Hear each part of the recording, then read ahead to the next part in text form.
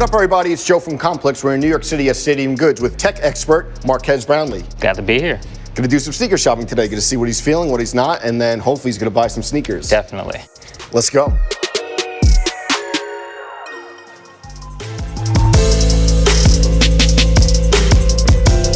Marques, saw a video and you said you're not a big sneakerhead per se, but that your cousins are sneakerheads. Yeah. Did they make you aware of this world coming up? Well, them a little bit. They're both younger than me, but they're both hoopers, so they're of course super into shoes. Also, some of the guys at the studio, bigger sneakerheads than I wouldn't call myself super into that world yet, but as far as these first few years of experimenting with it, I'm finding a lot of stuff I like.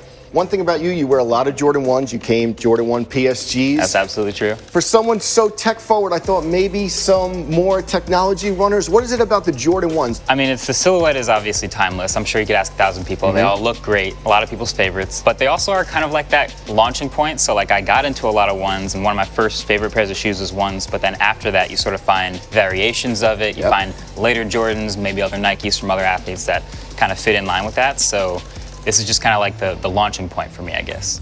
And you have a bunch of these. Like we said, you're wearing the PSGs. I noticed the couture ones you've been wearing a lot. You don't call them the couture ones. I love these. I have a funny story about these. I call these the gaff tape ones. Okay. I have other black ones like the PSGs. Looks like you just put a red piece of tape around them. So colloquially known at our video studio as gaff tape ones. Shooting a YouTube original series where we happened to have an experiment with dry ice. Okay. And I had to have closed-toed shoes. I wore these. Jordans, as you know, have little perforations on the top, so they needed to like cover my toes just to make sure I didn't get any dry ice and liquid nitrogen in them. So they put some gaff tape on the top of the shoes, so I have a picture of the gaff tape ones. Wow, we need that. I'm a big fan of these.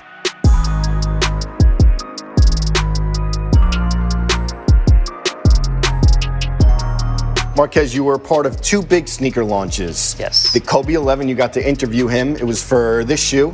Yeah. Different colorway, but what did you take from him in terms of how involved he is in the design aspect and things like that? Part of the reason I can get so into shoes is because of specific footwear for athletes that's designed a certain way. And I was actually surprised when he was talking to me about the shoe, how involved he is in making a shoe that's both like custom for him and it sort of represents parts of his career and things like that and the tech in it. You know what, he's a professional interviewee, so he was really good at making me look like a good interviewer. This was one of the first interviews I ever did, but I mean, he could talk about the shoe and basketball all day, but that was pretty special for me. The other launch you were a part of, Steph Curry 5. Steph Curry 5, They asked you to come in, they did kind of like a Steve Jobs, Apple type of takeoff.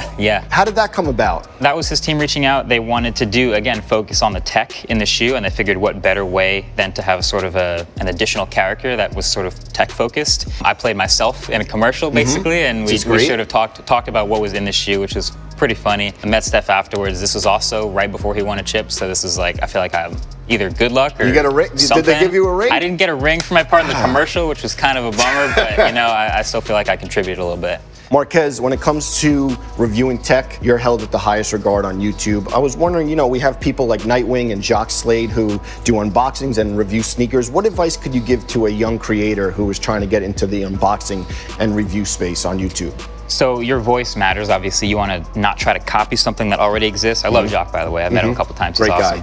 But you want to have your own unique perspective, and that might sound super obvious, but if you just kind of copy what already exists in this sneaker world, there's so many different things to choose from, then there's no reason to watch what you're making because it already exists.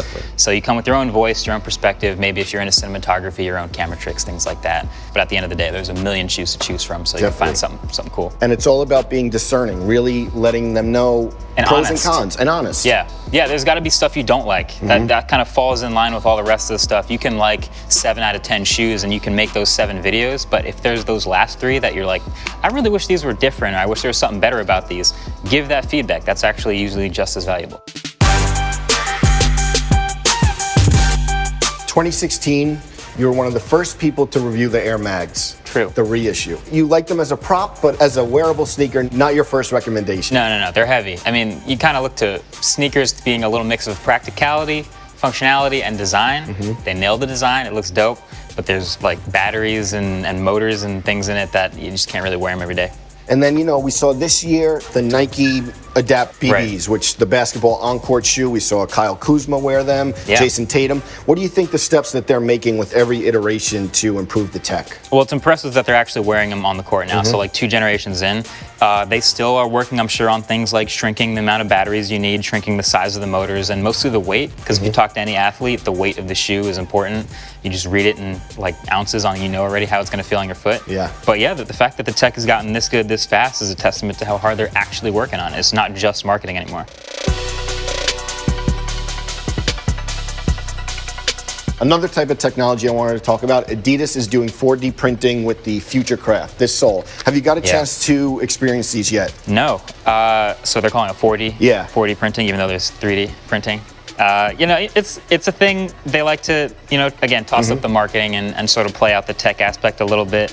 And the way that it's actually made is better as far as making them cheaper and making them on a mass production scale. It looks pretty dope, Yeah. I'm not gonna lie.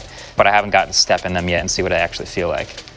Brands always say it always starts with the athlete. It always starts with function over how it looks. Yeah. Who do you think right now is kind of winning the tech game when it comes to major sneaker brands? Good question. I mean, I'm so focused on the cleats when it comes to like the lightweight and the performance of it. And every year, since I have to buy them every year, Yeah. Nike is still evolving their cleats. And a lot of it, if I'm wearing soccer cleats, is about the foot touch on the ball. We're not doing that as much when we're running around throwing the disc. Right. But I still do feel the difference in the cleats. Hoping they get a little more durable, but they are getting more light and more sturdy. So that's good. Well, we talked about everything. Now's the easy part. Get to browse the shelves, see what you're going to take home. I'm ready. Let's do it.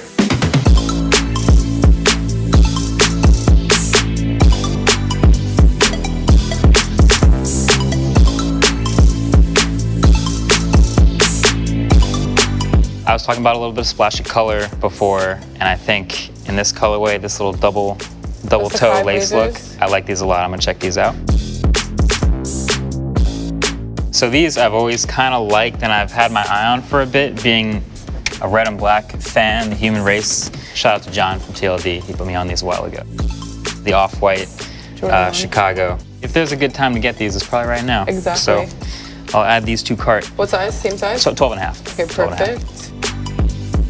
This guy right here, little two-tone dual color look. I think that's it for today.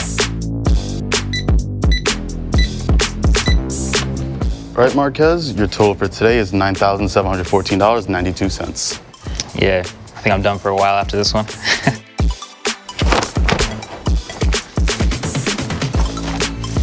Here you go.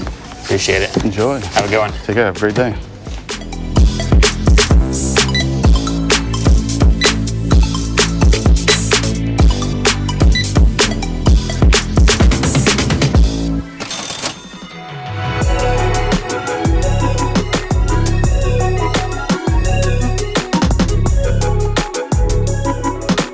So Marquez came through, got some great pickups. Thanks so much for taking the time. Thanks for hosting. You know where to find him, YouTube. Don't buy any tech without this guy.